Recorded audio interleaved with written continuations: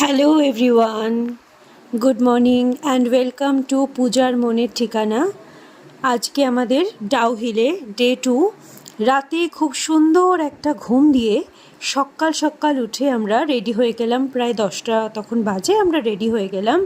তারপর ব্রেকফাস্ট সেরে আমরা সব সাইট সিনের জন্য বেরিয়ে পড়লাম।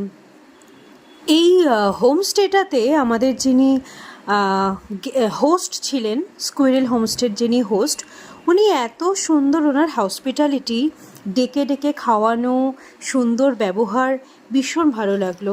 সত্যি মানে একটা খুব সুন্দর সকাল আমরা ডাউ হিলে কিন্তু পেলাম। সাইট সিনে ড্রাইভার অ্যাকচুয়ালি লেট,